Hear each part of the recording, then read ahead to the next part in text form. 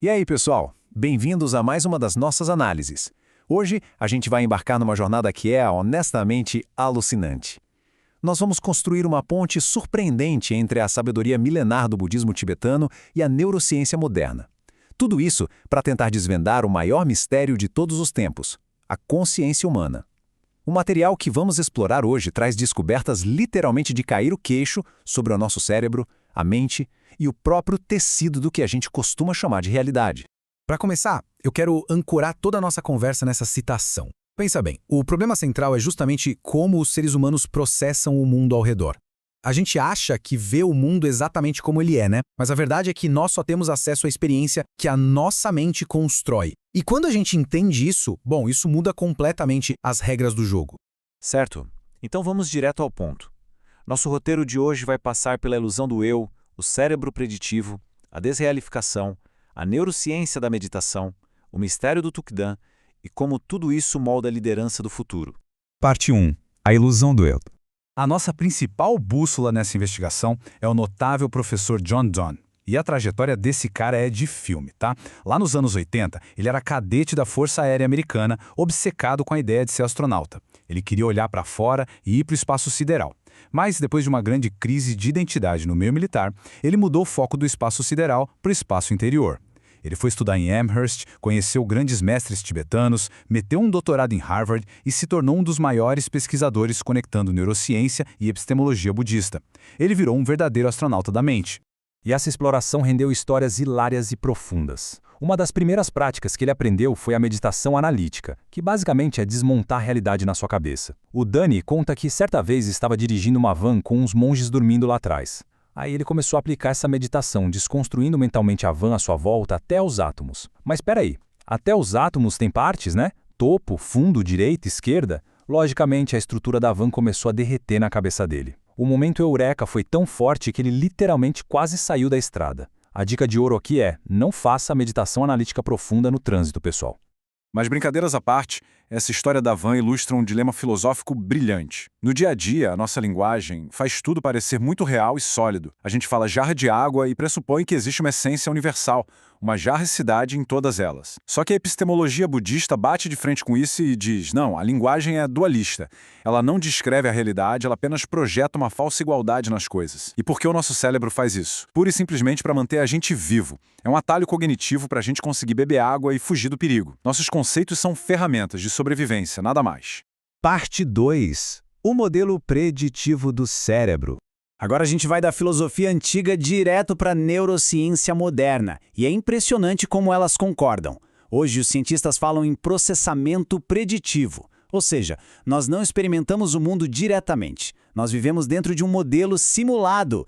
O cérebro faz uma previsão do que está lá fora. Quando a gente recebe um estímulo sensorial, algo que vemos ou ouvimos, o cérebro usa isso só para corrigir os erros da previsão e atualizar o modelo. Nós somos essencialmente máquinas de simulação gigantescas. E é aqui que o bicho pega. O que acontece quando esse sistema trava? Especialistas apontam que a depressão e a ansiedade podem ser vistas como enormes falhas de atualização desse modelo. Imagina alguém que construiu um modelo interno super negativo sobre si mesmo. Essa pessoa entra numa sala e está todo mundo sorrindo e acenando. Em vez do cérebro dela usar esse dado visual para atualizar a previsão para "oba, estão felizes em me ver", a mente deprimida trava. Ela se agarra ao modelo antigo e conclui: eles estão rindo de mim. A narrativa fictícia ganha da realidade sensorial. É uma falha crítica no sistema. Parte 3. O poder da desreificação. A palavra é meio assustadora, desreificação, mas o conceito é um verdadeiro divisor de águas. Reificar significa tornar algo real. Logo, a desreificação é a incrível habilidade de perceber que a nossa narrativa mental não é um fato inquestionável. É o momento exato em que aquele pensamento pesado, tipo "eu sou um fracasso", fica transparente. Você olha para ele e percebe que é só um padrão elétrico disparando no seu cérebro. Não é a realidade. Na psicologia, o pessoal às vezes chama isso de descentramento. Mas desreificar é muito mais preciso porque desmonta a própria ilusão. E a melhor notícia de todas? Ninguém precisa passar 30 anos num mosteiro no Himalaia para aplicar isso no dia a dia. Você só precisa notar o pensamento. Não precisa brigar com ele nem tentar pensar em algo feliz. Apenas observe. Você sai do palco e vai para a plateia, assistindo ao filme em vez de atuar no drama. Quando você tira a sua atenção da narrativa, a história literalmente morre de fome. Ela perde poder sobre você. E aí, de forma muito natural, aquele turbilhão na cabeça se acalma. Como diz a tradição Mahamudra, é deixar o rio agitado se transformar num lago plácido. Parte 4. Neurociência da meditação avançada. Quando o professor Dani e cientistas de ponta levaram mestres tibetanos de elite para os laboratórios, eles focaram bastante em duas tradições, o Dzogchen e o Mahamudra. Imagina uma piscina. O Dzogchen é radical, ele te joga direto na parte funda. É focado na iluminação súbita, no estado não dual imediato. Já o Mahamudra é como entrar pela parte rasa e ir soltando o esforço bem aos poucos.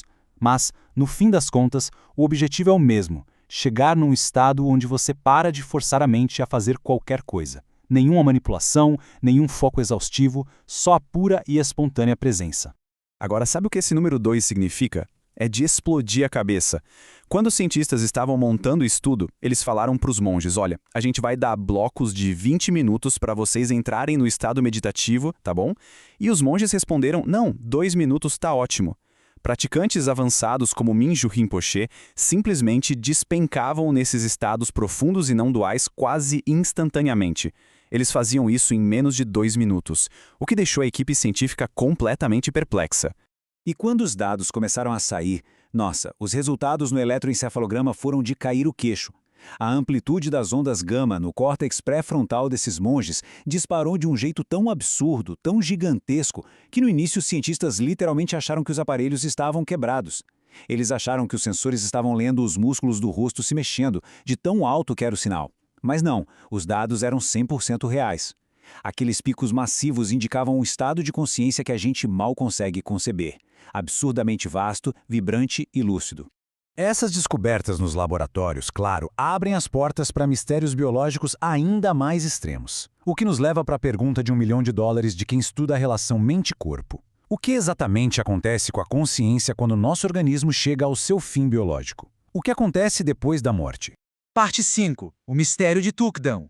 Existe um fenômeno documentado chamado Tukdam, que desafia toda a biologia que a gente conhece. Acontece com alguns raros praticantes de meditação super avançada na hora da morte. O quadro é o seguinte, o corpo está clinicamente morto, 0 atividade cerebral, 0 batimento cardíaco, 0 respiração, mas o corpo não entra em rigor mortis. A pele continua flexível e elástica, e o corpo passa semanas sem qualquer sinal de decomposição ou putrefação. O indivíduo está descansando no nível mais sutil possível da mente, e até hoje a medicina e os antropólogos forenses não fazem ideia de como isso funciona. O processo simplesmente suspende a biologia destrutiva. É a prova de que a gente ainda engatinha na compreensão da relação entre a mente e o corpo.